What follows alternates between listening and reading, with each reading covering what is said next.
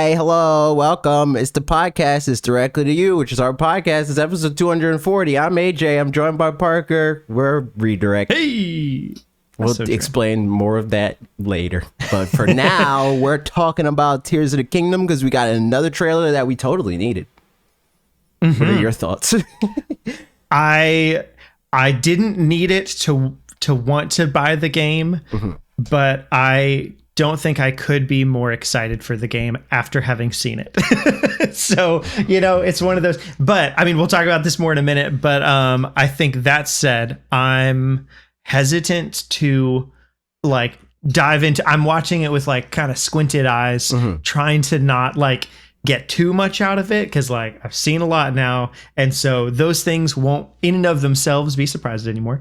We'll talk about that. But that stuff aside, it was really good, and they had so much up their sleeves that they just showed their hand for, and I bet there's way more, and that's just a fun prospect. It's okay. Actually, additional thought on that before I stop. It is funny to think that the fact that they showed more things gives credence to there being even more things. In some ways, I think the psychology feels like it would be they showed a lot of things. Now they have fewer things to show. Before they had more things, and now they have fewer because they showed those things. But the promise of even more complicated stuff is now even there. So I'm very excited, and I think think that's because of the going sentiment that the game is $70 DLC, and you believe that it's not, but at the same time you're but how much of it is not that, maybe it is a little that, and then you see this and you're oh wait, nah, okay, well that was dumb.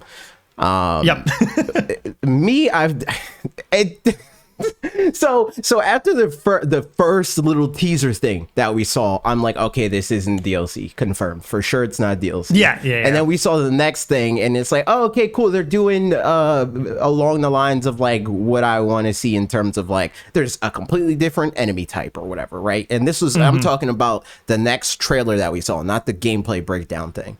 And then they did the gameplay breakdown thing, which is when I felt it was starting to get unnecessary in terms of need to know information outside of cynicism, because I think that all of this is dispelling cynicism, more or less. I'm okay, cool. I saw some mechanics that I think are cool that I didn't know were in the game, but I would think that was cool when I played the game. I don't really need to know it now. And this is just that again to a lesser extent, because it's stuff that I don't even really want to pay attention to, because you were saying about watching it through squinted eyes and stuff, I want to know this stuff playing the game. What does it service me at all to know anything about the story of a game that I already know I am buying? I get that it can be necessary if you don't know you're going to buy it. I understand that entirely, because it's okay, I need something to get me in. It's this is sort of off topic, but we were talking about Invincible, right? And with what I knew about it initially, I thought I wouldn't be interested in it because I was it's just Superman. I don't care about Superman, blah blah blah. Yeah. But the little bit that I knew going into it that made me want to watch it was nah, it's not Superman because X, Y, and Z, right? That was necessary information. Right. Yeah. I think that we're way past, way beyond the pale of necessary information now. Which is why I guess I wonder to what degree they think, or what degree people actually do feel this way. But the $70 DLC thing or whatever that, I think they probably feel they do need to assuage that.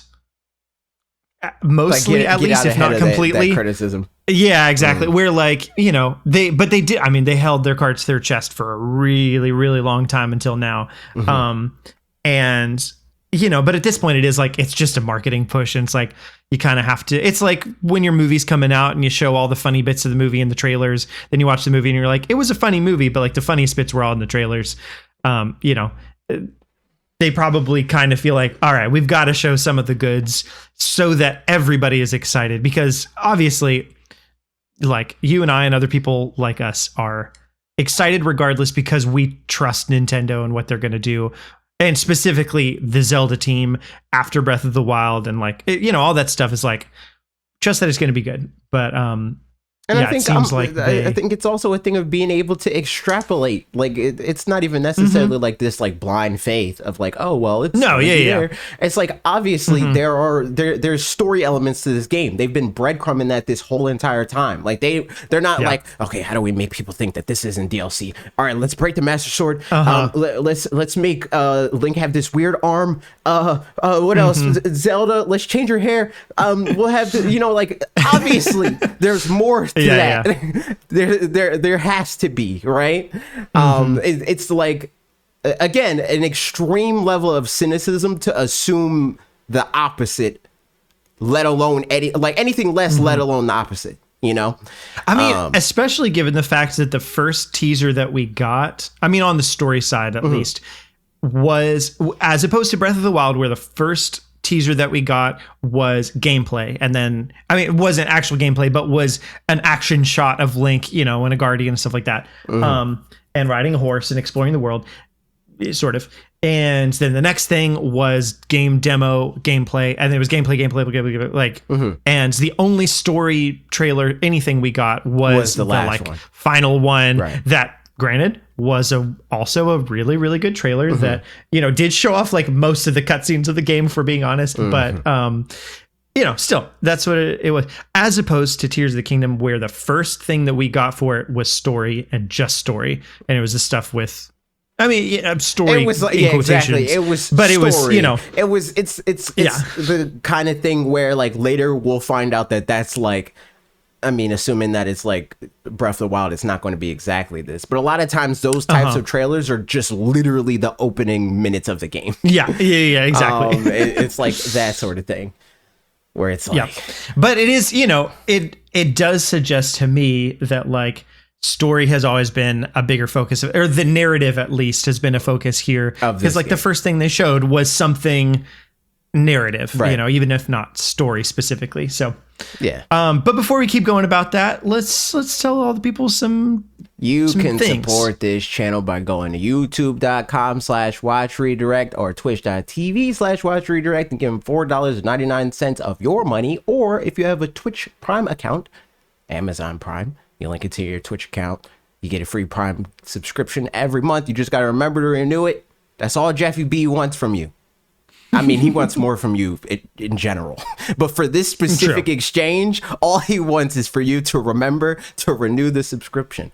In exchange for that, you get loyalty badges, you get free Switch keys from time to time. You get other things that you can find on our Patreon account, which is patreon.com/watchredirect. All of our stuff /watchredirect, or our specific Twitters on the screen or in the description. That's it. That's the stuff. Oh, podcast stuff. Rate the podcast. Friggin' tell your friends. If you watch on YouTube, but you have a podcast service of choice, subscribe there because it helps. The download is useful. Yeah. Okay. We can go back to not talking about Tears of the Kingdom. So here, we've got a couple of questions from Q&A that are Zelda related. So I'm just going to go ahead and pull these. This one... is relevant to kick it off. Let asked, did Nintendo really need to share this final trailer? Who did it convince to get the game that wasn't going to get it anyways? That's what I've been saying for years. Yeah, so I mean... No one. Zero people. Zero people. Like, I'm sure that this trailer specifically, this one, this will convince people to buy the game that didn't know they wanted the game beforehand. It won't happen now. It's not something that like somebody just learned today, unless it's specifically like, hey man, I know you kind of like video games a little bit. They just dropped this trailer. Check out this trailer, because this is the type of trailer that will sell the people on the outskirts of gaming. People that have a Nintendo Switch, play it when a big game comes out, but for the most part, they're not watching a Nintendo Direct. Or not even for the most part, they're literally just not watching a Nintendo Direct ever. That. I will not admit to, because it's not like I was ever in denial of that. The issue I have is more so with the Nintendo Directs, because those are for people that know they want the game. People that are like, I don't know, I'm unsure, are not watching every Nintendo Direct. It's just not. It just isn't true. Unless you're being blindly cynical, in which case Nintendo Directs don't actually solve that. True. Yeah. The interesting reaction that I saw from a couple of people for this was, I mean, I guess not unusual or whatever, but to me personally, it was just surprising, was seeing a couple of people be like, okay, now that I've seen this, I know I'm not going to get the game, because, which to me, it feels like, okay, so I'm not going to get the game because I thought Breath of the Wild was fine. I enjoyed it. Okay. But I didn't like this, and this. Basically, like, it didn't have the 3D Zelda things that I like. And then this is going to be, more of the same, kind of that sort of thing. Which is an interesting take for me, only because who wouldn't have thought that Tears of the Kingdom is going to double down on, like, sure, maybe they'll reintroduce, maybe even from here, we could speculate that they're reintroducing more traditional dungeons-ish, something like that. Maybe, or little bits and pieces of things that were missing from Breath of the Wild that are more traditional Zelda things. But by and large, it's like, no, it's the sequel to Breath of the Wild. It's gonna be more Breath of the Wild. So it's just surprising that it would take until now to know that you weren't gonna get the game. But I don't know. So that was surprising. I mean, I don't know. Maybe that's like the opposite of blind cynicism, and it was blind hope for a long time, where they're like, hey, they could be, they agree with me.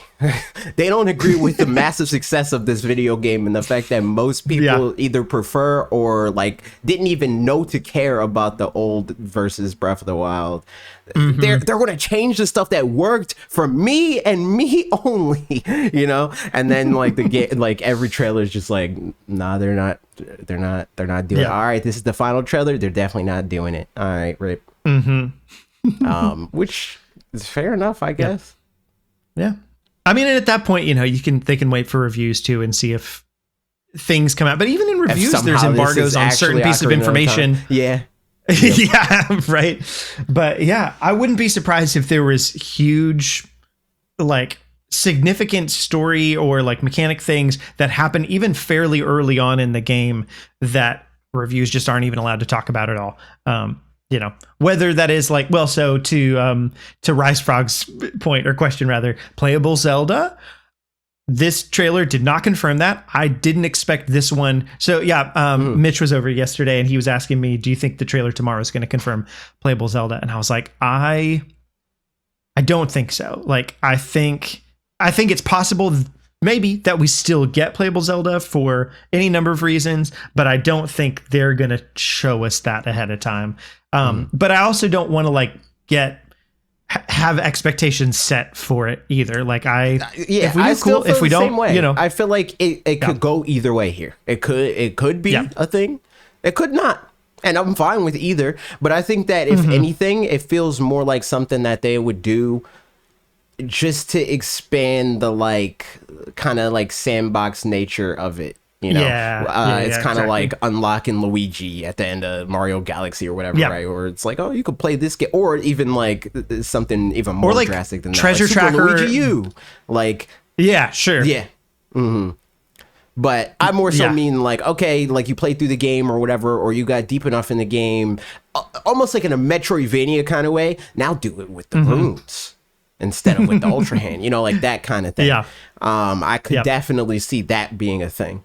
I don't think, and never really like expected it to be like a multiplayer thing, because if it was a multiplayer thing, that they would lead with that. And I think honestly, I think that they would be like super gung-ho about nuking things like the recent Breath of the Wild the mod or whatever that's gained prominence or whatever. That's usually when they're like really they're always bullish about stuff like getting rid of stuff like that, but especially when it's something that aligns with something that they had planned, because that's how copyright law works. But But yeah, so like that much of it, I don't think is going to be a thing. It would be hype if it was. But I do still feel like there is like a 50-50. Like I feel that's how I feel. I feel like it's a 50-50 thing where it's like I could definitely see them like including Zelda because they have like a weird focus on her that they didn't have before. And I think that made sense given the game that we played, because she's not really in the game. I mean, she's in the game, but she's not like in the game as much as she like is in like the marketing for this one, you know? So I don't know. And I mean, especially in a world where it's like, you know, from the trailer, it seems like she's fine wherever she is. Like she's not in danger or whatever, but she's like, come and find me and stuff like that. In a world where she's like holed up in a castle and something, you know, like there wouldn't be really any interesting things for her to do if she's taken hostage in Twilight Princess or whatever, you know, that kind of thing. Or in Breath of the Wild, where she's in the middle of like, you know, protecting for 100 years. She's been doing this, you know, protecting or sealing Ganon, blah, blah, whatever, something. That kind of thing. Obviously, not a lot of interesting things to do with her. But if she's just waiting around for Link, like, just to help him out, you know, like there could be little things that she does that sends beacons or signals or something that like, you know, like a guy in does the chair something on the other end. Like yeah, exactly. So I don't know. But again, if it doesn't happen, that's 100% fine. And it seems like there's just interesting story things happening. So question for you. Are there any things from the trailer, and I'll answer this first just because I have one or two things off the top of my mind, that you're happy to have seen in terms of the like more spoilery kind of thing, like glad to have seen, and other things that you wish you hadn't? Because the only things that I can think that I'm like, I'm actually specifically glad to have been not spoiled on these things, but teased on them, is certain characters that I'm like, I don't even know who that character person is, but that's interesting. But I'm not going to look into any kind of like analysis of who could this person be. It's maybe this, you know, whatever. Obviously, I'm not talking about Ganondorf. We all know Ganondorf is in the game. We've known for a long time. Like that's cool and all. But like there's at least 3, if not just 2, and one of them is you see them at a different spot. But at least 3, I think, like characters that I'm like, I truly don't know who that is. And I think that's just a fun little thing that, you know, now I get to be curious about and find out. So I'm glad to have seen that. But then there's other things that, you know, if it turns out dungeons and the underworld, it really looks like at least underworld kind of stuff is there. I almost wish I didn't know about that, but it's already, it was already too late because people speculated about it in the last trailer before the gameplay one anyway. And it seemed pretty convincing then. Still don't know the extent of that, but I'm curious now, and I just don't want my expectations to outpace what's actually true of it. You know, I don't know. So those are some thoughts for me. Do you have any? I personally don't. I feel like I'm all the way in the like I wish I didn't see this. Like I don't feel spoiled per se. It's not like I'm like they ruined the game for me or whatever. But I do strongly believe that everything that I've seen from this game beyond what was absolutely necessary, which was the initial reveal, has like I think impacted in not the best way, you know, like I think I guess like just by deductive reasoning, it is in a more negative way than it is a positive way. But I don't necessarily want to say negative way because everybody, like people hear stuff like that and they like jump out the window and it's like you hate trailers, you know, like that kind of thing. But it didn't do anything good for me, you know. Like the point of a trailer is supposed to be to sell you in the game. I was sold. I don't need to know anything. I can learn everything by pressing the buttons and moving the analog stick. You know, like I don't need to watch a trailer for that. I was already sold. Yeah. It'll be interesting. We're going to probably just not talk about this game outside of other, like if a news specific thing happens, we're just going to not talk about it until it comes out. Cause then once it comes out, then I think we'll be talking about it a lot. I can definitely see, cause this wasn't even a thing for me. Yeah. Like I wasn't even like really like consistently making YouTube stuff when Breath of the Wild came out. But like, I'm sure that there's going to be a lot of like, yo, and I saw this and this happened. And did you know if you do that and this and that, it's crazy. you know, I can see us doing that a lot. And the well, I guess that's going to end up being the Patreon podcast stuff since we're moving to what we're playing there. Yeah. But obviously, we'll talk about it the first time, like the impressions and like when the game first comes out that first week. Yep. But yeah, man, what a time. So all that to say, I truly could not be more excited about this game. There's a lot of days between now and the day that it comes out, and like my daughter's birthday is between that time, and so I'm not wishing that away, but like you know, like I wouldn't mind it being May 12th, and like we can celebrate her birthday on May 12th. True. Maybe May 13th. That's how I felt about not Arceus, Pokemon Scarlet and Violet, where I was like, let's just get rid of October. We need October. There you go. Yeah. Just my birthday. Ugh, gross. Yeah, but it's like pretty close to the end. Like, just exactly. Birthday the month after. Yep. So we won't be surprised by a couple of things in this game, but people seem to have been surprised by the Mario movie doing as well as it is, which is interesting. One little news thing that I pulled up here. Matt Piscatella. David Gibson. Sorry. I get them confused sometimes. He estimates that the Mario movie will generate, and this isn't box office specific, this is box office plus DVD sales plus blah, blah, blah, like all that stuff, will generate around $3.5 billion, which is a lot of money. Box office wise, his speculation right there. Like, honestly, that's like half of a Bethesda buyout. I'm pretty sure it was like that's like a Star 7,000. Wars. That's like a Star Wars, a Marvel. You know, like insane. So yeah, that's and then his estimation for box office is 1.2 billion for global box office, and it's making sense. It's checking out. I've definitely seen this whole thing a lot of people being like, "What? How? But it's Mario.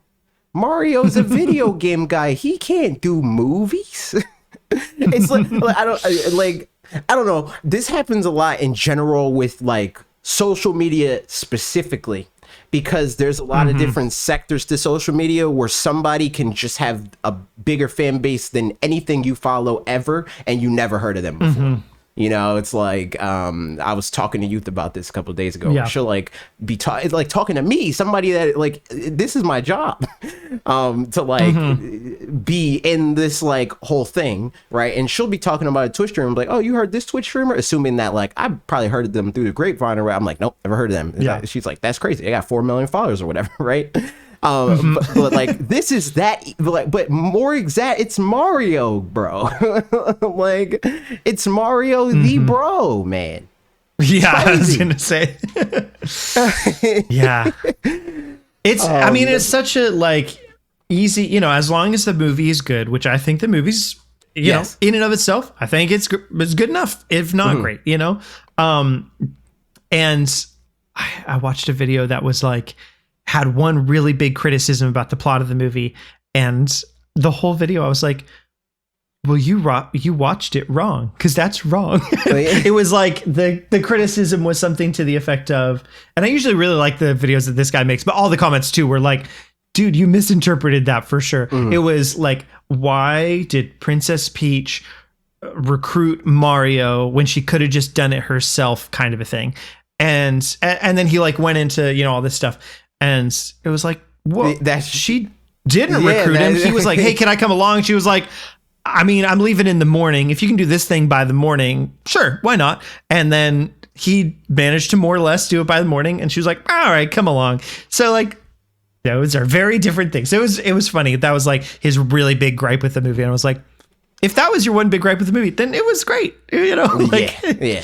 And I mean, I have more thoughts about that specifically, but we're going to do a spoiler cast on the but as far as like all the other stuff about like the reception of the movie and stuff like that, in that regard, it's just weird seeing this, like people not understanding like that there's different sectors to this, and there's different ways for something to be good. Like the Mario movie isn't just like a Mario game isn't trying to be The Last of Us. The Mario movie is not trying to be The Last of Us, you know? Yeah. The whole thing about a Mario game is like, this is like a spectacle, and it's like fun to look at and engage with and stuff like that. And that's exactly what the Mario movie was trying to be. And I think it succeeded at that. And in terms of like Mario's relevance and stuff like that, I don't know. I really feel like a lot of like older gamers that are gamers are stuck in like the 80s, where like gaming was like this weird like niche thing that every once in a while popped up on the news, but like now it's just so far past that. Like games are pop culture now. Games are pop culture, and I think that that's like another thing that's like a misnomer, sort of, where people are like, nerd culture's pop culture now, and it's like I also think that's why this like divide exists, because nerd culture is not. Things from the nerd culture are. Like most people that will watch the Mario movie will watch the Mario movie one time. They had fun looking at the red plumber man jump and save his brother or whatever, right? They're not watching the movie 50,000 times. They're not dissecting it. They're not thinking about like the implications of future Mario movies in the universe and all that stuff. That is nerd culture. That will never be popular culture ever, because that exists everywhere, like in everything. That like there's nerd culture within everything. You could be a nerd about anything. So like I feel like stuff like Marvel popping off, right? Like that whole thing being like that whole like that sentiment has been thrown around a lot, where it's like nerd culture is popular now. It's like, no, it's not. It's not. Like it's definitely more popular, you know, like there's more people that will subscribe to like a new rock stars or whatever, right? And they're pretty nerdy. And even in that regard, you're like infinitely like less nerdy than they are, and that's why you're watching them, because like you want to know, but you're not trying to do all that research, you know? So it's like exactly. This is just like that again, which I think is another reason why I think that this is not surprising, because we've seen this over and over and over again. It was surprising with Iron Man, right? I mean, before that, it was surprising with Spider-Man, when Spider-Man, the first Spider-Man movie popped off, because everything before that was like hit or miss. Nerds will argue me down about like the 80s Batman movies, where it's like, those are good and stuff. It's like, yeah, but not in the same way. Like, not everybody is talking about those movies anymore, but like when people were watching Spider-Man No Way Home, like they were like, oh, it's that one from them, blah blah. They're not doing that with the Flash movie, I promise you. When they see the Keaton Batman, most people are not going to like react in the same way that they did with like Toby showing up in No Way Home. So it's like it's I think, like you said, spectacle is a lot of it too, where it's like it prior to Spider-Man, I feel like a lot of comic book movies maybe just didn't quite have the budget or whatever, like or just they just didn't want to take the risk or couldn't do those kinds of things, whatever. But like in that movie, like you can just be an average Joe who doesn't care anything about comic book anything and be like, that looks really cool, and that is just, it's fun, and like it's well, you know, so like in a way that Terminator was done before it, and in some ways like AI and robots and stuff, like that's nerdy or whatever in some ways, but you know, just really, whenever I think about anything that's like super popular, and Pokemon comes to mind a lot for this comparison, especially because it is like the poster child for this. Maybe also like GTA, right? Where like these things blow up because they don't talk about them and like target their marketing at nerds. And also like Nintendo does this a lot too when they do marketing right. Like they didn't target the Wii at like the end result, which is why the Wii U ended up failing, because they're like, oh, kids like the Wii U, so let's market it. No, they marketed at the tastemakers of society. They're like, oh, we want cool people to like this, so we're going to market it at and quote unquote cool people, right? Pokemon. When Pokemania was becoming a thing, the marketing for that within the West was like, yo, this is very popular. This is a cool thing somewhere. millions of people like this, which means you will probably like it too. Whereas like other stuff like Earthbound, a famous like failure, they like lampshaded. They were like, man, this game sucks, dude. But like maybe you'll like to play it. Nobody wants to do that. They're like, nobody wants to take or most people do not want to take a chance on something that they think that nobody likes. They don't want to do that. Yeah. And I think that Mario is another good example of something that was easy to be like, yo, this is a phenomenon. This is the biggest deal you've ever seen. They acted like it was a big deal. Instead of acting like it's a big deal in the old like 90s way of like, this is a big deal, so like it doesn't even matter. Mario's such a big deal that we can ruin Mario and he'll still sell. It's like, nah, it doesn't work like that. You got to give people Mario. You can't clickbait them, you know. Like, yeah. But yeah, it's yeah. Just a bunch of thoughts on media and marketing from me, somebody who thinks about that a lot and went to school for it. Yeah. It's, you know, I mean, at the end of the day too, it's like, especially coming from Illumination, who at this point, even if, you know, you or I don't like this, that, or the other project of theirs, like they know how to make a successful project and like make a lot of money and make it popular and stuff like that. And make it like at minimum aggressively mid, you know, or something like that, to where like you could watch it and be like, all right, that wasn't great, but it was like, it existed. But then you add Mario into it, who just like is a household name.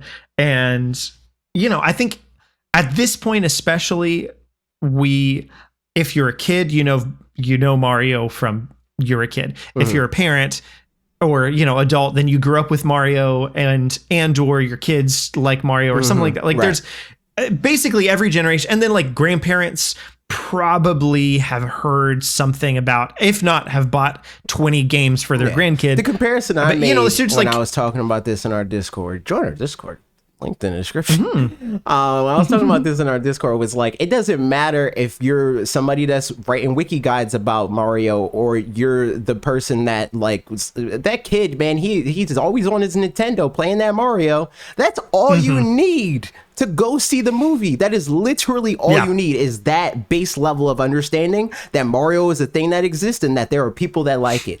Because then you're like, oh, well, I don't necessarily know like that much about it and I'm not actively interested in it, but I know people that are, and I like going to the movies. So like I'll go to the movies and see this thing with somebody that's interested in it, you know. That's all that was necessary.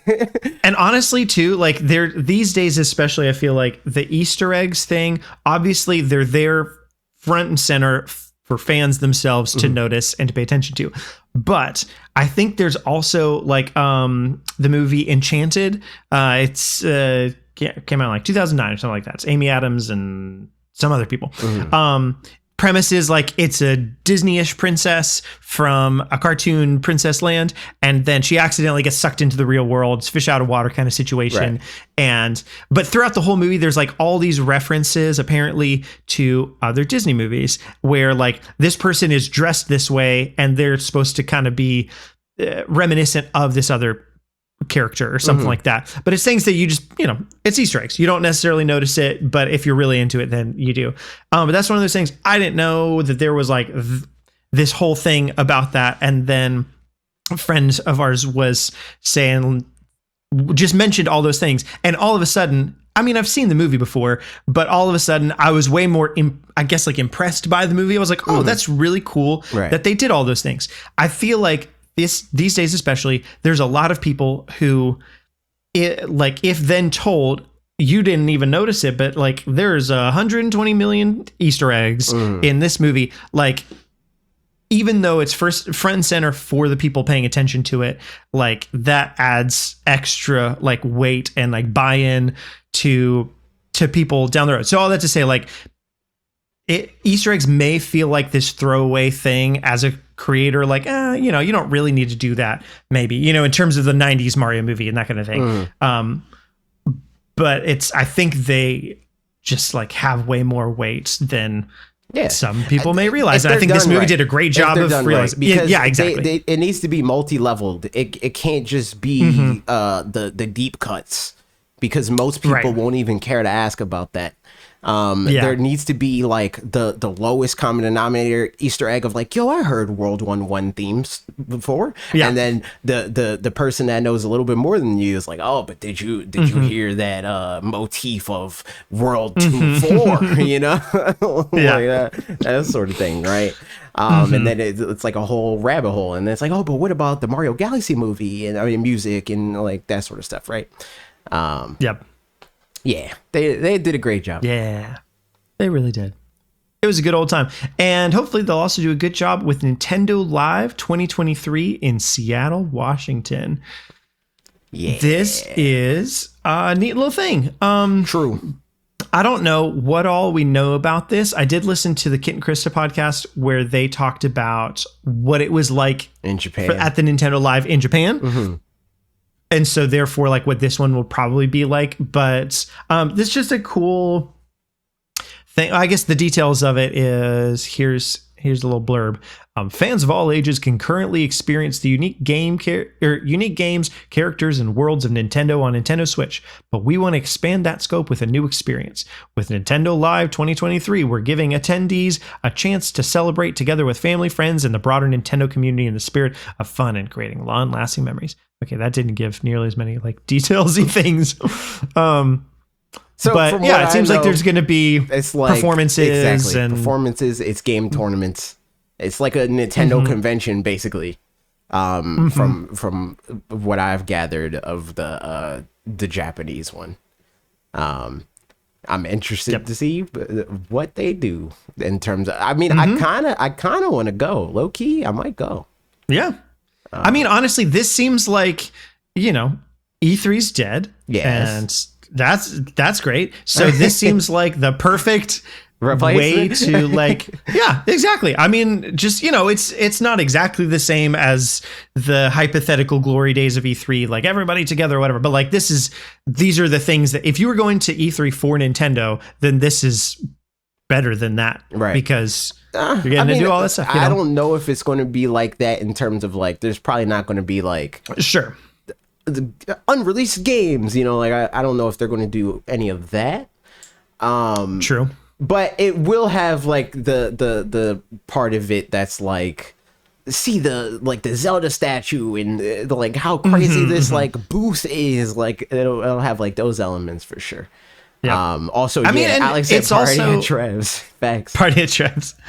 The for what it's worth, depending on the timing of this, like oftentimes there's a direct in September, and it's possible that they would. I mean, that would be really, really fun for them to do the direct at the same time as this, so people can all get together in a room, because they like airing those already at like the Nintendo store in New York and stuff. Yeah. So like do the E3 size version of that here, where it's big stage, invite a bunch of people. I don't know.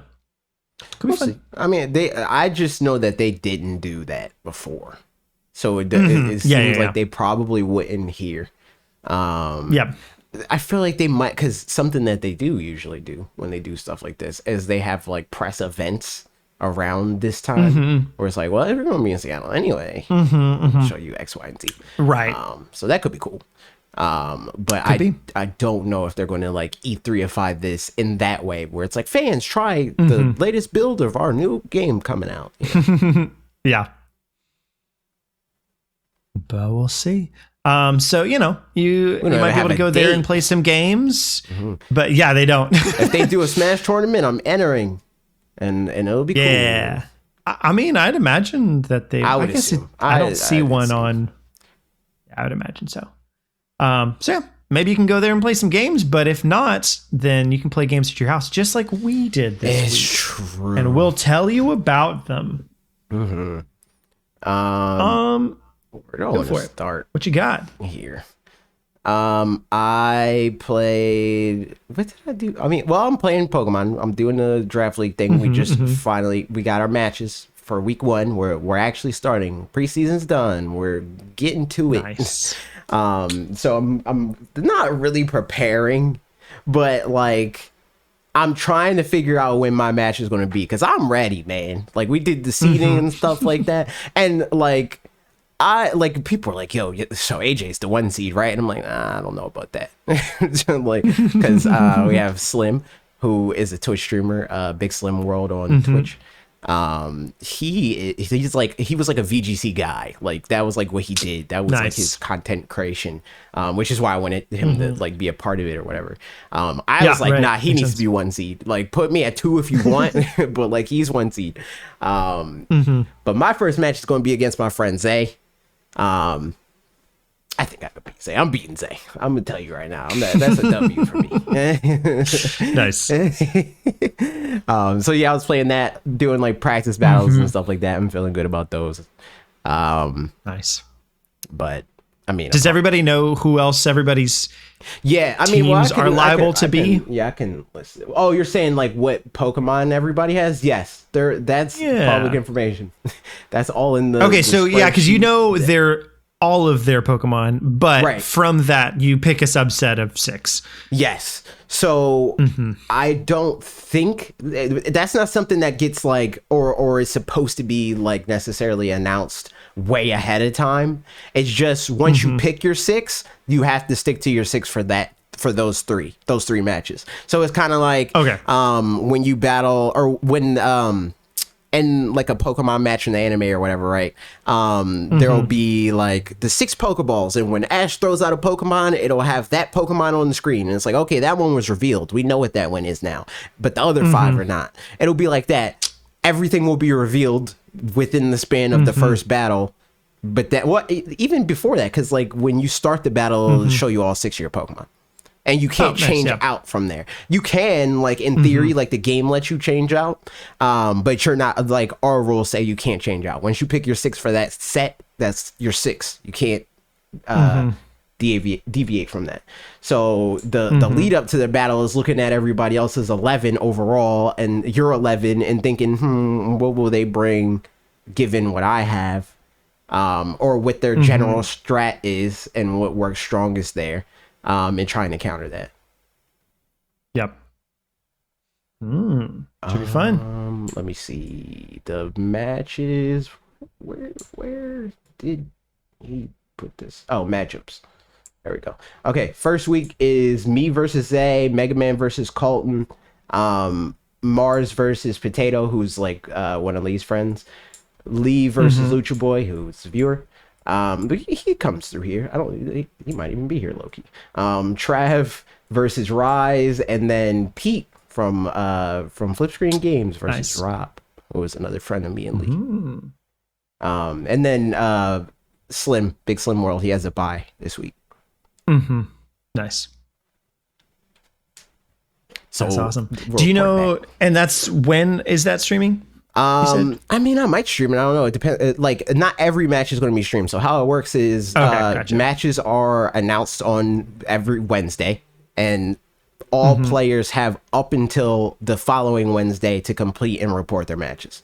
Gotcha. So mine might be streamed, but it depends on when Zay's able to do his match, or do our matches. So if that's Monday, Tuesday, Wednesday next week. Or at some point this weekend, because I am going to stream this weekend for the Typhlosion raids. We'll do it on stream. But if it's not, then I'll just record it. And then, I don't know, maybe make I think I kind of want to make shorts / TikToks of like recapping every week. And being like, this is how this stuff happened. So, we'll report back. I like it. I also played a little Pokemon something or other, and it was I played some Pokemon Stadium yesterday. So Mitch came over and we played each of the mini games once, and there's I don't remember if the game already had a lot of input lag on the mini games. It did. And if it 1,000,000% it did. Me and Lee were talking about this because we were playing. So I was streaming this when it came out, and we first played with Mega Man. And that made the connection plummet. So it was like, okay, well, this is lag. But even removed from that, N64 had a lot of lag. It just had a lot of lag. That's just how it worked. It was a poorly optimized console, it turns out. We called that slowdown back then. But yeah, no, it's just a product of its time. Yep. Which honestly explains a lot in terms of just like, I played the Metapod game. That was the one that I was like, oh, this is Okay. Yeah, because if like, there was no I don't delay, know if this it is would not be hard at all. yeah, exactly. But it's like you have to think about like press. I don't know. It's a whole thing. So yeah, we played some of those. But then I mentioned this on Twitter. We had the most like anime ending match that it was very fun. We picked some rental Pokemon, and I was winning by like a pretty good margin. Like I think he was down to 2 Pokemon, and I was like my 4th one was kind of wrapping up, and so he knocked that one out. I was down to 3, and he was down to 2, but like in pretty sore shape. And so at some point I like just, like used Leer or something not useful just to, and he was like, you're, can't just toy with your prey. And I was like, yeah, got to do what you got to do or something. And then proceeded to, things happened to where all of a sudden things that I thought were shoo-in, like forgot that Hyper Beam is a 90% accurate move. And it missed. And then in Pokemon Stadium specifically, because we looked it up, we're like, how it recharges on the second turn, even if it misses, which is like apparently specific to Pokemon Stadium. And so like all this stuff happened. And like by the end, he ended up winning, like turned it around, and he won with 1 HP on his Ninetales, which is his favorite Pokemon. And so it was like this big moment that, I don't know, it was really fun. It's crazy. Yeah, he did have plot armor. Yeah. And he was in my home court. So, yeah, what the underdog story. You gotta hold that out. So that was a fun time to get. So that's one of the things that I played this week. favorable first experience battling this game. To be fair, it's not entirely on the mechanics of the game, which I have thoughts on the mechanics. I mean, mechanics of the battling, let's say, because it is a mechanic of the game. This is a very stupid mechanic of the game, but like people can literally see everything you do. So like we're doing a quote unquote multi battle, because multi battles in this game are different, obviously. And we were battling. It was me and Mars versus Trev and Lee, and like every time we would switch our Pokemon, they would wait to see like, oh, they're switching their Pokemon, let's not pick an option yet because they're switching their Pokemon, and then they would change what they do based on the fact that we're changing their Pokemon. Like that was something that's stupid. The way that accuracy works in the game is very dumb. The way that critical hits work in the game is very stupid. Oh my goodness. It's just based off of speed. It is a terribly optimized game, and this is I complain about the new ones too. So this isn't even just a recency bias thing. These are just worse. This is just a worse example of something that is still currently bad. I mean, at this point, like you kind of have to either just want to play the game for nostalgia's sake or whatever, but also like, Gen 1 just it's the battle system from Gen 1 with obviously a couple of minor exceptions being they fixed some stuff, but other stuff it's bugged and weird. Yes. Too. Yeah. Yep. So, like the ghost type works. You can probably cheese it. Does it? I think it does. Okay. So yeah, it's just an interesting time. The other thing I'll probably end up playing a little bit more of that one. But the other thing I was going to say is, unlike most Pokemon games, I would say, I think this specifically, especially since it's like rental only, is way better if you just play single player. Way better, like infinitely better. Like playing the castle, it's like less of like a Pokemon game and more of like kind of like a puzzle game. It's like for people that have played like Yu-Gi-Oh games, they have like dual puzzles where it's like, this is what's on your opponent's field, this is what's on your field, you have these many life points in this many turns, win. It's kind of like that, where it's like you have these rental Pokemon that have these janky moves because they're trying to quote unquote balance the game. Where it's like Charizard has Fire Spin, but Charmander has Flamethrower or whatever, right? Like that kind of thing. And also the like physical special split, and like there being no special attack and special defense, and everything just being special. It's like. So with the like it's like you got to try to, or the fun that can be had, in my opinion. And this is like doing the like gym leader castle and the like. Yeah. They're probably going to have this Pokemon and this gimmick, which they're weird about. Granted, they're limited to a certain amount of Pokemon because this is Gen 1. So like the water gym can't just have all water Pokemon because there's not that many water type Pokemon, you know. But at the same time, they jump out the window there, where it's like, this is an electric gym and the first person you battle has all grass Pokemon. And it's like, what? Yeah. Like that sort of thing. It's like, that doesn't make any sense. I definitely remember being confused by that as a kid. For sure. Yeah, because it's because they're trying to like juke you, where it's like, you understand. They're doing the opposite of what the new games do, where like and Scarlet and Violet, you're at the bug gym, so guess what the Terra type's going to be? You know, it's like that sort of thing. Yeah. Here they're like, we're on to you. We know that you're bringing a water type to the fire gym, so we're going to bring electric type Pokemon, you know, which is cool. But at the same time, I think it would make it, I mean, easier for sure.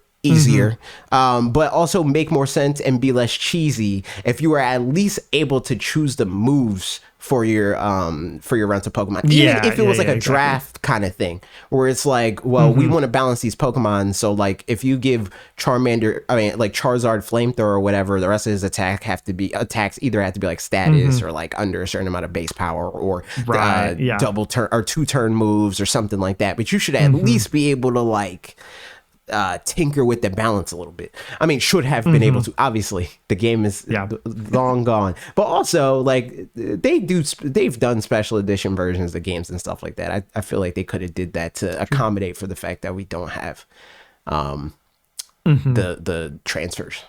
So yeah, what a time. But yeah, another one that has a story thing that also tweeted on Twitter that I played this week is Live Alive, as we all know. I played so I specifically had waited to play the Japan chapter because it was in the demo, and in that one, found out that you can do a 0-kill run. You can do there's different endings, kind of, sort of, depending on what you do. And in the demo, I just killed everybody, and it was like, all right, whatever, we'll just see what happens. Because I kind of missed the part where it was like, hey, don't kill anybody, but I killed one person, and it was like lives taken 1. I was like, whoop, feel like I shouldn't be doing that. So I just was like, I'll just roll with it, and so I did that. And then so I didn't transfer my save data over to the game because I was like, I'll try. It'd be fun to try to do a pacifist run because that's neat or whatever. And I looked up like a little bit about it just to kind of have an idea. And like, why do you do a pacifist run? You just like at the end, if you do it right, then you get a really good sword that when all the stories converge, you've got this really good sword and it's worth it. So I spent longer than I would have not doing a pacifist run, making sure to stealth around and like flee battles if I got into them, reload saves a couple of times if I had to, do all this stuff. And then there's this prisoner guy that I picked up that it said like you can get him early or he'll join you at the end, so you can do that. And then at some point got lost, and so watched a little walkthrough thing for just like this one bit. And I'm glad I did that because that also showed me that like you have to do this one thing to do a pacifist run that you could easily miss. So I did that. But I did notice, I was like, they don't have the prisoner and I have the prisoner. Oh, well, whatever. And the prisoner, he's like, I'm rescuing him was the whole story. So like he's on our side is the idea.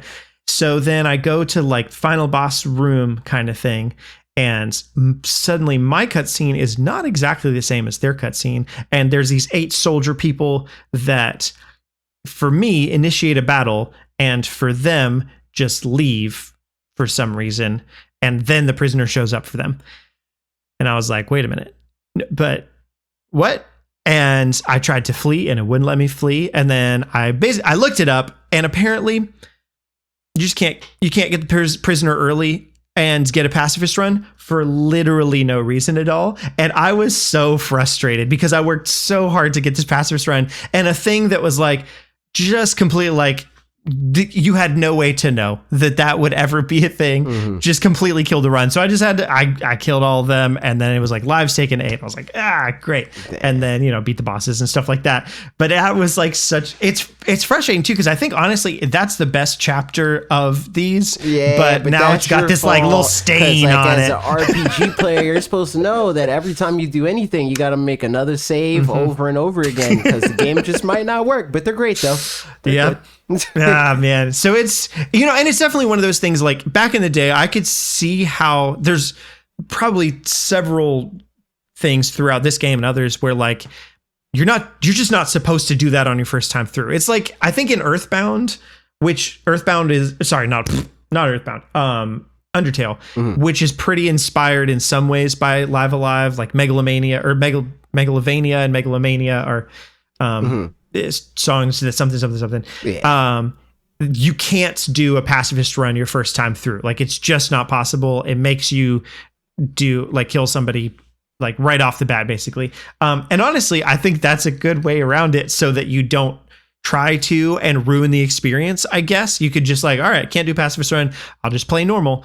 And then, have a good old time. But this, on the other hand, like if it was the only game you had and you were going to play it multiple times, then you can like learn about it and then come back and do it again. But I'm not going to play multiple times, just playing the once. So it's a silly thing. The game to force people to do that is dumb. I think making it hard, where it's like, and I mean like actually hard, not like the arbitrarily hard, not convoluted. Like, yes. Yeah, exactly. Where it's like if you're just a savant or very lucky if you figured this out your first time playing the game. That's way better than arbitrarily like walling somebody off. Like you're making an arcade game and trying to like drain people of quarters. Like assuming even back then that it's like, well, this is probably the only game that they're playing. This is probably the only game that they have. So like, let me just take all their time.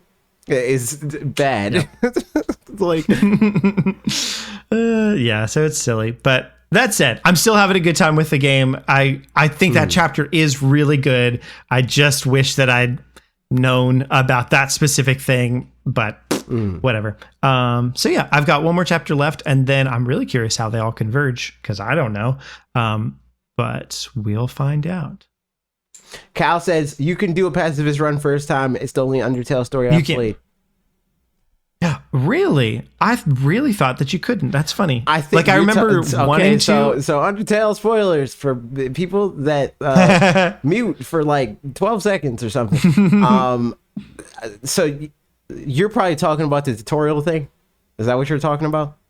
I think so. I guess you can just not kill her. You can just refuse. Oh, gotcha. Yeah. I might not even be. I just felt like I remembered watching or like reading something that was like, oh, don't bother doing a pacifist run your first time. You can't. And so I didn't. But okay, interesting. Now I know. That said, I kind of like that I didn't the first time through, because then I think I liked the way that the story concludes in, a little bit. I'm not spoiling stuff. So yeah, I like the way the story concludes and makes you think after having not do a pacifist run. I wrote an essay about how boring I found it for class LMAO. That's great. Yeah.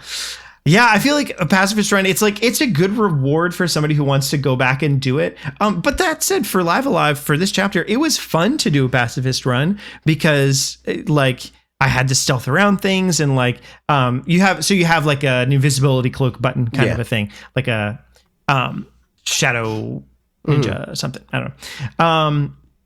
So you have to goad people out of the places that they're guarding, and then go invisible and have them look around stuff and then sneak behind them. So in and of itself, mechanically it was fun. Yeah, I think that's the way to do it. Undertale doesn't. Yeah. From what I remember, so long time ago, yeah, I played Undertale because somebody was like, "Yo," and the thing is, it's funny because so the whole thing was they were like, you should play Undertale. And basically what I told Mega Man about Splatoon, where it's like, you should play Undertale, and if you don't like it, I'll give you your money back. And I was like, fine. But I was like, I don't want to take this guy's money. I mean, it was fine. Like, I didn't hate it or anything like that. But I was like, I don't love this game. Yeah. But yeah, it's like, it's got so many RPG tropes that like, it's fun for if you really like RPGs, for it to like kind of whatever. Right. But if you just don't even like RPG, even if you recognize them, it's like, all right, cool, you did the opposite thing. Like that's so exactly. Yeah. But the whole idea of like the pacifist thing in that game is not fun. It's like the opposite of that, because you're kind of like like the general way to avoid killing something is being like, I don't want to kill you, talking it down. Like, like I'm not killing you, man, and that's just tedious. That's not fun. So agreed. So yeah, last thing real quick for me is I played just the opening bit of Metroid Prime Remastered finally, and that is a fun. I'm looking forward to playing more of that game. I just got to Talon Overworld, so just did the like the opening section tutorial kind of thing.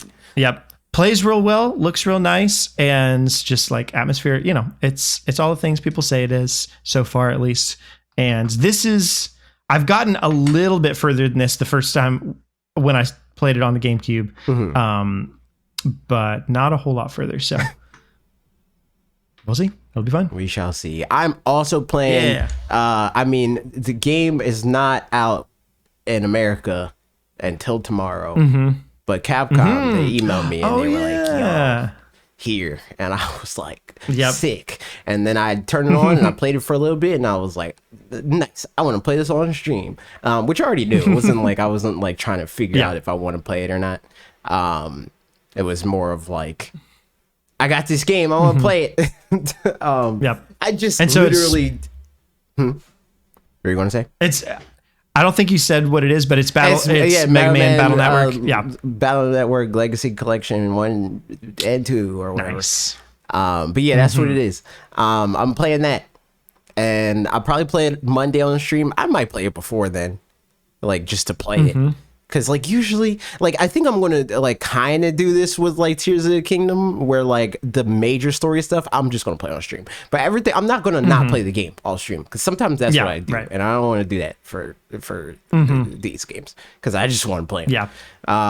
But I mean, especially if you're not streaming nonstop every day. Like, I get it for somebody who like that's their full time, you know, 8 hours a day. Stream, I don't stream for that. My streams are very short in the context of streaming overall. Like, I feel like the average of people that are quote unquote streamers is like 8 hours, if not more than that. Yeah, right. I don't do that. And like literally the only time that I do is when I commit to that. And I'm like, it's like with a game that I specifically want to play a lot. Like the longest stream I have literally ever done was Pokemon Legends Arceus, when I like played that game for like 12, 13 hours on stream, and I wanted everything to end. And every way you can imagine. But yeah. So I was like, yeah, nah. But yeah, I do want to play that game on stream. That should be fun. Or those games, because it's what, like 6 games, but like it's like 10 technically, because there's like 2 versions of like 2 of them or whatever. But yeah, 2 versions in like a red and blue kind of way. Yeah. Yep. So okay, gotcha. If you didn't know, if you were unaware, for the uninitiated, the Battle Network games are like Mega Man's like answer to Pokemon. It's not like a Pokemon game, which I think is probably a lot of the reason why I like it, because like I do like the gameplay of the game, where it's like it's not like it's kind of like a mix. It's like as much of what an action RPG could be in like on the Game Boy Advance, where it's turn based in a sense, but it like the turns are you pick your chips and you equip them, and then it's like, all right, there's your chips, Mega Man, go fight. And then you fight, and then until you run out of chips, and then you have to avoid dying until you can re-up on your chips, essentially. And the chips in terms of like microchips, not like potato like chips. jalapeno. Yeah. But yeah, that's the gist of it. So I've been having fun with that. It's a cool game. I like it. Nice. Maybe I'll download that one off your profile and just see what it's about a little bit. Maybe. Sure, why not? But it sounds fun. Yeah. And then I assume Smash and stuff. Yeah. I'm mad because this week I wanted to do Coinbox, but I entered it too late, or I went to go enter it too late. I went to go enter it the last day, and they already they are filled up. They capped. I was like, damn. It's unfortunate, man, because the Pokemon rates have been lining up perfectly with Coinbox, because Coinbox is every other week for Ultimate, and the Pokemon raids have been every other week in terms of it being a new raid. So I'm like, yo, that's perfect. I can not stream on Wednesday, and I stream during the weekend for the raids, and then I can enter Coinbox and be fine. And also it helped in the regards to like the video that we're working on, because I was like, I could just use this full day, which this worked more because I couldn't freaking enter Coinbox, which I didn't want that to happen. But it was like, well, at least I can just use this day to edit. But yeah, I was playing Smash. Mostly same old kind of stuff. I did have like this specific session that I found kind of funny, where I was like fighting somebody, and this guy was like, man, I don't know how you can deal with mashing. And he was saying that I was mashing, but the problem was that he was mashing and I was punishing him for it. So he felt like he wasn't really getting a chance to like do anything, because so like in his head he's like, you're pressing too many buttons and I can't deal with it. It's like, no, it's because you're pressing buttons, so you're not able to shield. So you're getting punished for the fact that you can't shield, because this guy had basically two speeds. And Ultimate, so in Melee it's different. Like you'll see people do this a lot because the mechanic is different. But like it's called foxtrotting, or dash dancing is another variation of this, where it's basically running back and forth. It's like foxtrotting. It's the running back and forth that you'll see in Ultimate for the most part, and then there's dash dancing, which is running back and forth, but it's like in place. Like you don't see any movement there. It's just like you'll just see the cloud of them dashing back and forth, and they're standing still. That was all he would do. Is either he's trying to swing at me, or he's like, all right, well, I'm gonna mix him up and not swing, but I'm gonna dash back and forth. So like if you swing at me and you miss, you have end lag, and I can punish that. If you dash back and forth and you're not doing anything after that, like you're just aimlessly dashing back and forth, I know you can't shield, so I can swing at that. So I was like, yeah, no, it's a you thing. You're doing that. And he was like, okay, I'm gonna work on that, and next time I'm gonna win. And I was like, all right, that's fair enough. Fair enough. That's great. But that was that, man. Good stuff. And you know what's fair enough is the questions that you ask, but even better, they're great and I don't know words. All right, questions. Here we go. Some of these are Zelda ones that I just forgot to bring back up during the Zelda time. So, but some of them aren't. Such as Grimhane asked, nothing on Zelda or Nintendo, but thoughts on Redfall, an exclusive which has always been shown running at 60 frames per second, releasing at 30 frames per second with a later update to add 60 frames per second. I know typically we agree graphics don't matter, but here the issue is that the console support it's using an established engine and was shown at a higher frame rate.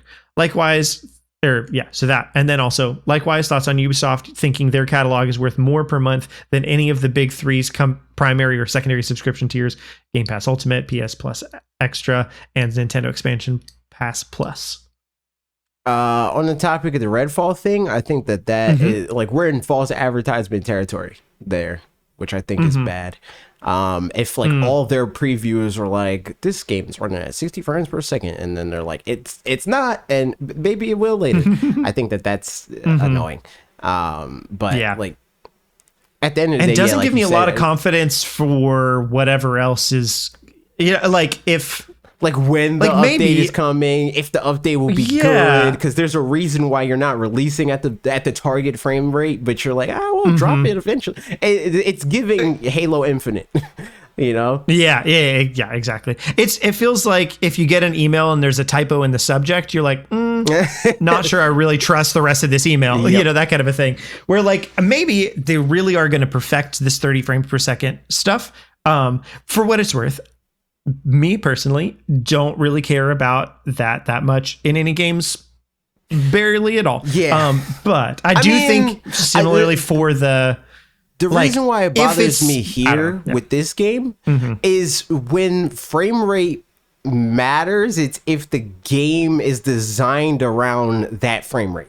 And if everything you've shown up until now is 60 frames and the game is ultimately targeting 60 frames, will it still feel the same or as good, or feel like it's supposed to feel like that at 30 is the major question there. If it does, then fine, I don't care. But if it doesn't, then I think that can be a legitimate concern. But what were you about to say? Yep. No, yeah, exactly. That kind of stuff. It's just like I think more the marketing kinds of stuff that feels maybe a little bit, not even, to me, less shady and more concerning, I think is probably more what it is.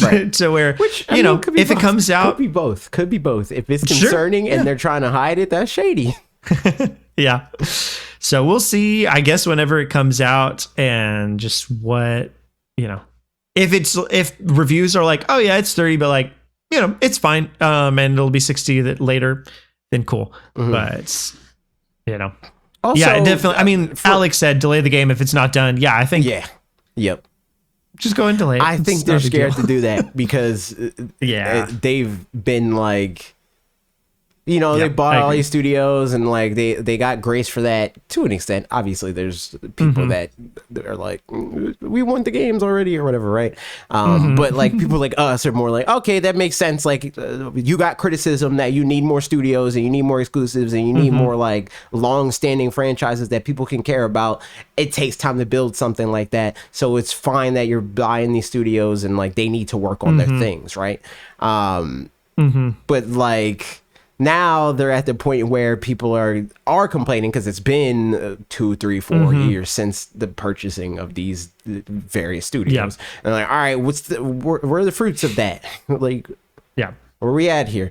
So they're feeling pressured to like drop stuff, but at the same time they also have the like Halo Infinite pressure where it's like their big launch title or whatever ended up getting delayed a year and then it still wasn't as good as like people wanted it to be, and then like they're like patchy with support, and like there being rumors of like, is the studio even going to be a thing again, or are they going to reboot this whole series, well, you know. So on the service end and on the console end and on pretty much everything but making their own video games, I think Xbox is still killing it. But they're making their own video games thing is like iffy. Yep. And then on the service side, on the Ubisoft question about them thinking their catalog's worth more per month, because theirs is what, $19 or $18 a month, I think, something like that, and that's more than all the other things. I think, to me, it just, they can think that if they want, and then if people pay it, awesome, right? But you know, like I think it's kind of, I think they'll find out pretty quick that nobody really wants to pay that for that. Not nobody, like some people will, but definitely that they'd have more success at a lower price point. And maybe they won't. Who knows? But that's what these things are for, though. Like whether you agree with the price or not, I don't agree with the price. I'm not paying that. But that's the thing. I'm not paying that. I didn't even know that was a thing. You know, I didn't even know. I was like, I mean, I guess ? I didn't pay attention to that announcement at all. But it's like that's their prerogative to price their optional service at whatever price they want. And then it's our prerogative as consumers to be like, I'll take it or I won't. You know, I won't. So we'll see if they drop it to lower than that. Something tells me they're going to have to. Or just stop it altogether. Yeah. It'll be interesting to see what happens. They just try to like up the offering somehow. I don't know how you do that as Ubisoft. Sure. Because you just literally don't have you don't have, maybe team up with some ammo. Other something. Yeah. Because like EA Play has that. Is it EA Play? Right. Yeah. With Like they're, it's also part of Game Pass, or like Hulu and Disney Plus and ESPN. Like you get a bundle with all of them, like right. But if they do something like that, it's like it's still cheaper. Like their service would ultimately be cheaper. Right. So like, I think that that's probably going to be the end result. But it could just be that there's enough like diehard Ubisoft fans or just people that's like, oh, I play as Assassin's Creed or whatever, right? They might pay for a service, and maybe that's enough for their bottom line.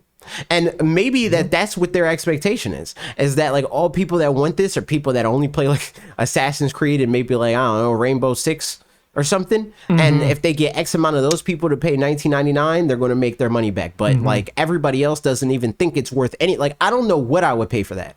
$3 a month, maybe I'd pay for Ubisoft, maybe. And even then I'd probably cancel it. I'd probably I'll play Rayman Legends and then like be subscribed for like a month and then unsubscribe. Like there's nothing I would pay for that. So I think that they're going kind of in the like at the end of the Wii U's life kind of direction where they're like, I mean, it's dead, but we're not going to drop the price. Why would we do that? Why would we take less money on less units sold? Like that doesn't make any sense. Whatever units we're going to sell them for as much money as we can. So I feel like that's probably what their thought process is, but makes sense. GK Dope-esque said Game of the Year is already trending after Tears of the Kingdom trailer dropped. My question, why are we like this? And do you ever see it getting better? I resent that. I resent the we in this.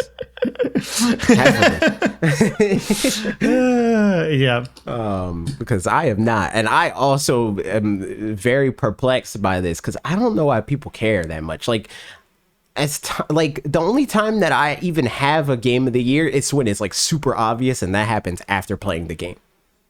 I don't know why people go into every year being like, I wonder what the Game of the Year is going to be. I don't care.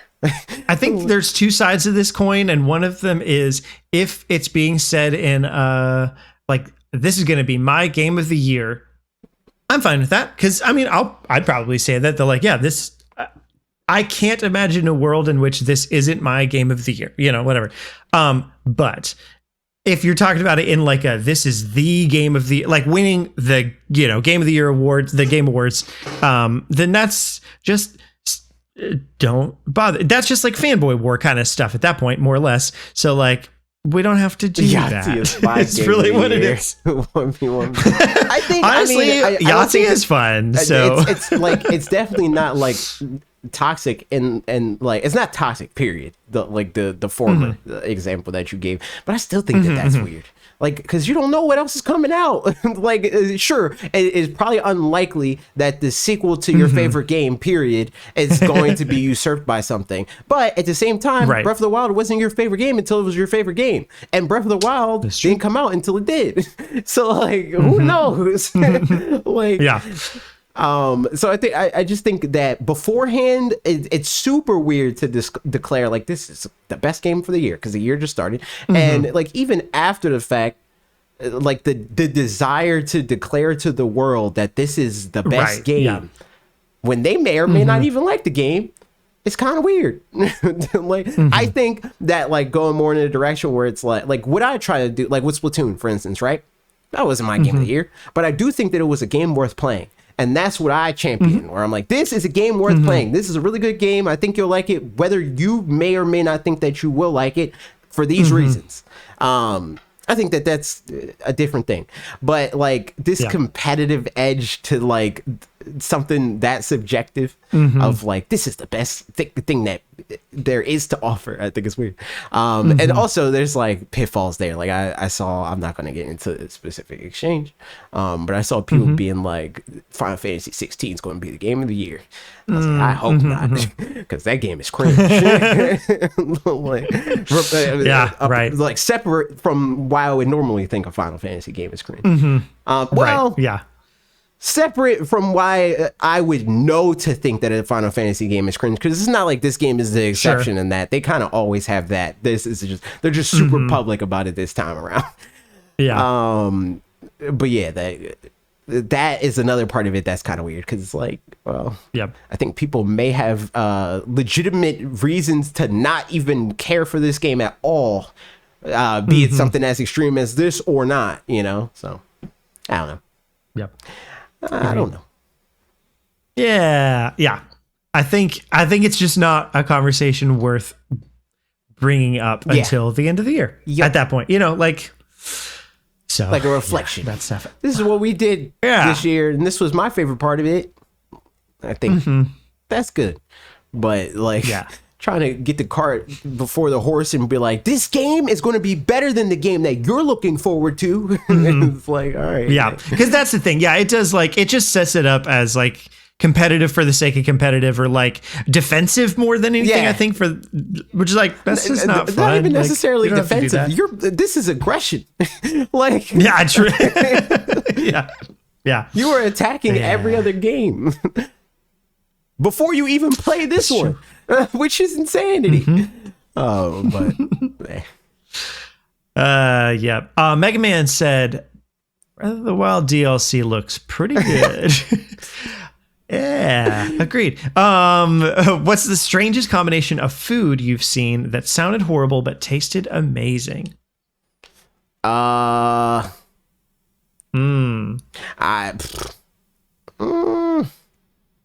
Okay, the only one that comes to mind, in college, I made a hot dog and put, for some reason, decided to put horseradish and peanut butter. And it turned out really good, and it shouldn't have. That's insane. But I can't think of anything else. Why did you do that? I don't really know. I think maybe we were out of other toppings. It was like, and my other roommate was there too, and we're like, I don't know, let's try this. Let's see how this turns out. Yeah, I mean, it was like horseradish, not like like horseradish mayo or whatever, like the sauce version, instead of like, you know, like the chunkier bits or something. But I'm sure there's other ones, but that's the only one that like came to mind. I don't know. I have no idea, to be quite honest. There's like stuff that I hear people be like, that's weird. Like something I see people like it come up a lot because it's like something that I'll like crave every once in a while. It's like chicken and waffles. People be like, that's weird. Oh yeah. And I'm like, I'm not going to say what that says about you, that you think that that's weird. But it says something. It's true. Yeah. But yeah, it's like mostly chicken stuff waffles like is great. that. It's mostly stuff like that where it's like it's like it's only weird because it's like a cultural thing that I haven't, or like I would initially think it's weird because it's like a cultural thing that I didn't know about before. But then after I did, I'm like, okay, well, this makes sense that this is a thing. So I don't know. I don't usually get the desire to like try random weird stuff. So I feel like most of the stuff that I would think is weird, like when I was like 4, like cheese and freaking jam and stuff like that's weird, man. But now I get it. That's like a thing. So I don't know. Feel that. Last question. RP asked, how many times will Giga Chad Ganondorf spam Doria? Every time. Every time. All of it. The whole time. Oh, also it was confirmed that it is Matthew Mercer doing Ganondorf, which that's fun. Nice. I know not that much about him other than, you know, D&D things, this, that, and the other, and Critical Role and whatever. So he's also like good Troy job. Baker-esque in the sense that they're in everything. Just like in every video game and anime dub or whatever. Like that's just I don't know if I know who Troy Baker is off the top of my head. he played Joel in Last of Us. Oh, And a bunch of other and stuff. A lot Naruto, of other things. Just Batman, many Full Metal things. Alchemist. Just many things. He's probably in every game that you could think of. Every American release game. He probably has some type of voice in it. And for like the past like 15 years. But yeah, no. Neat. What was the question? I don't even remember what the question was. Is how many times is Giga Chad Ganondorf going to spam Doria? Yeah, many times. The whole time. I think he's going to be better balanced than he is in Smash. For sure. I can say that. I He don't know. He looks pretty top heavy. He won't be the worst character in this game. I'll say that.